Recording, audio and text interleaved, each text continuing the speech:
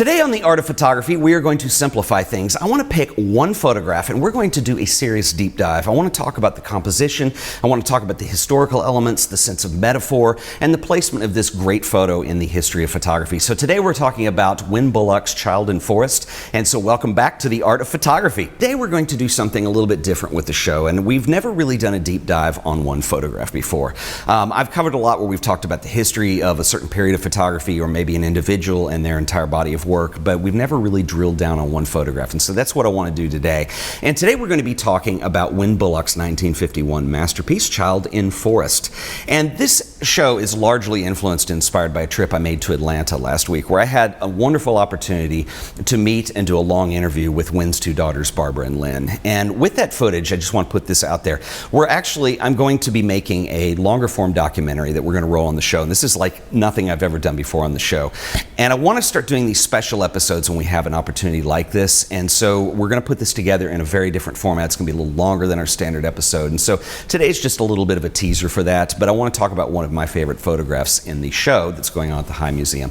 And this is the famous photograph, Child in Forrest. And what's interesting about this photograph is it was one of two that started putting Wynn Bullock on the map in terms of being respected as a well-known photographer. A lot of his notoriety came from this. And so this was actually featured in Steichen's exhibition, Family of Man. Now, if you're not familiar with Family of Man, without going too far deep into it, Family of Man is a well-known book. It was also a show at MoMA that Steichen did. And he selected a lot of photographers that represented all walks of life and tried to represent as many cultures as possible. And it really made the careers of a few people. And this is one of two photographs that was featured in that. So let's go over to the computer and let's start drilling down and get a deep dive on the work of Wynn Bullock and Child in Forrest. So looking at Child in Forrest, this is a really interesting image for a number of reasons. And I think, this is obviously one of Wynn Bullock's more iconic images for several reasons. One, it was one of his famous images. And two, it brings together a lot of thematic elements that you see in other work that Wynn did. And we'll talk about that in a second. At first glance, when you look at this image, what draws your eye in is the figure of the little girl lying face down in the ivy. This is in a redwood forest. She's lying face down in the ivy. And it's kind of towards the bottom of the picture. She's a stark contrast to the extreme detail of the rest of the scene, and that her skin is quite smooth, it's quite bright. And what you're seeing here is not so much a portrait, but what you're seeing is Wynn's imposing of metaphor into this image. And this is something that you see thematically a lot in Wynn's work. There's two reasons why that's more the case here. One, you don't see the girl's face actually, and two, if you look at the scale, the juxtaposition of the figure to the rest of the photograph, it's quite small. And you see this a lot in Wynn's work, real quickly, notably in Navigation Without Numbers, where you see the child on the bed with the mother, and they're separated with this large black blanket that's on the bed. You also see it in, this is an image actually of Barbara's sister Lynn, who is also Wynn's daughter, obviously, and the way she's looking back at the tide coming in on the coast here. And it's a very beautiful image, but what separates it from being just a landscape is placing the child on there, and the fact that she's not facing you, you can't see her face. The stance indicates, a lot of emotion, and I think that what Wynn did with a lot of these images was kind of, imposing a little bit of psychology and metaphor into here. The metaphor possibly is humanity, using the child to represent that.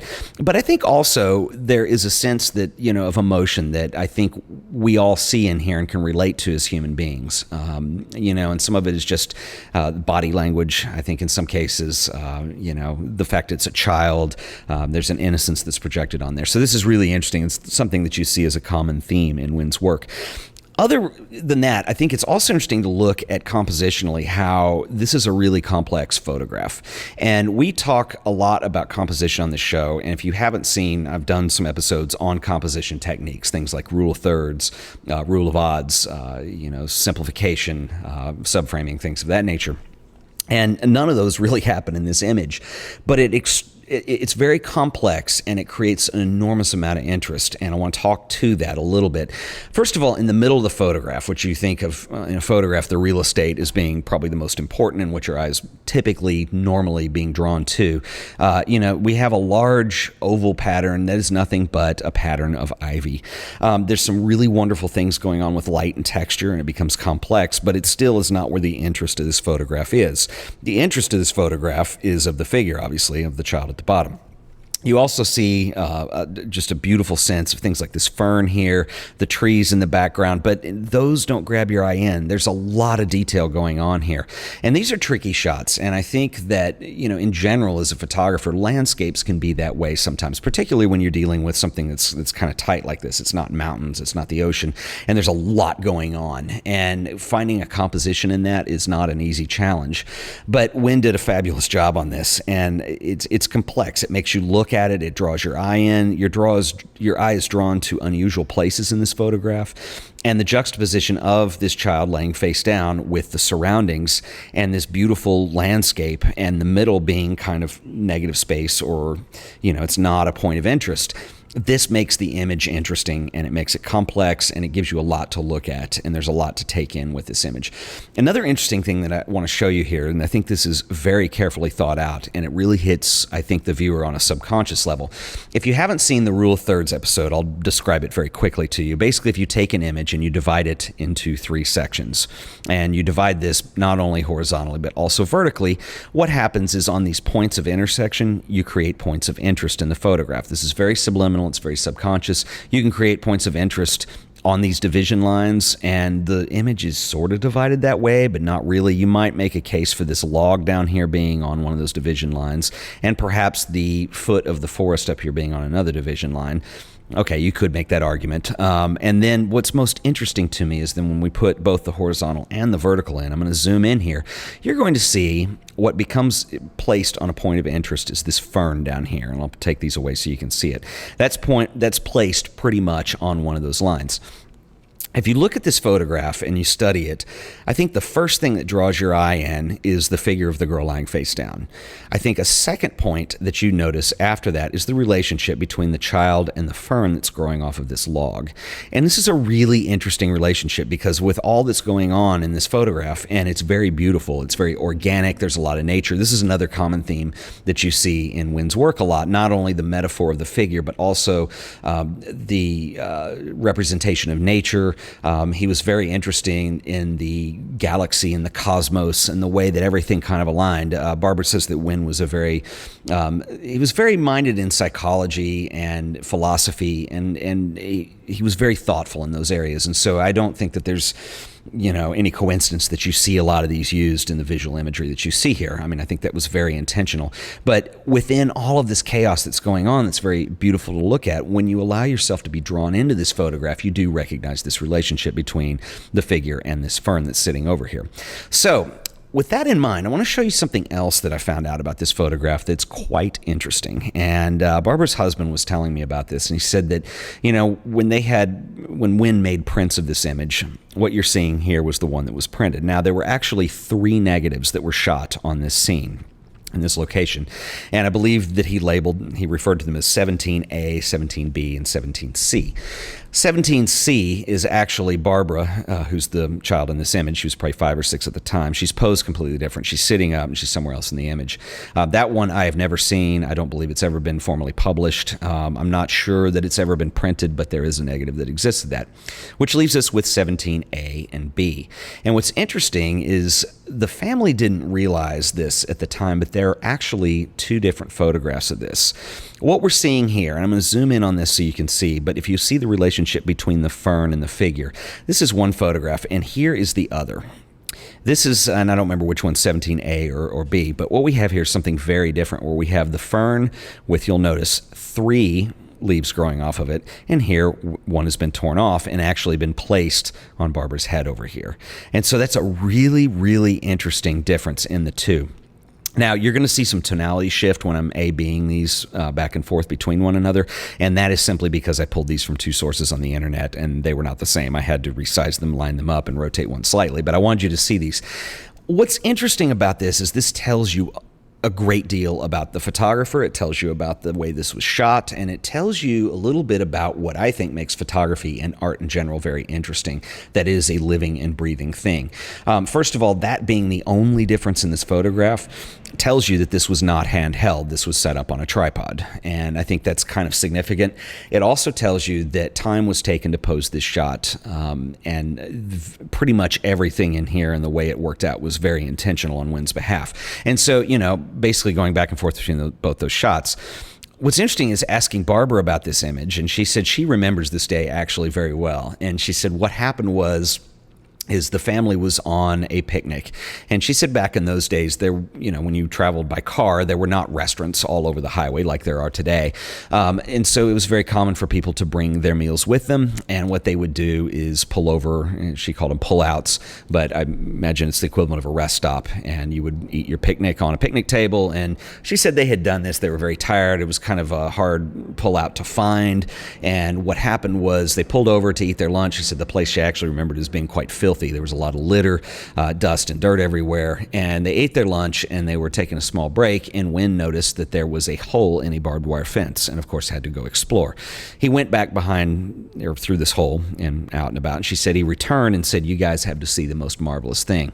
Brought the family back to look at this, and what they saw was this just untouched kind of, primordial forest that was just beautiful in the way the light was coming in.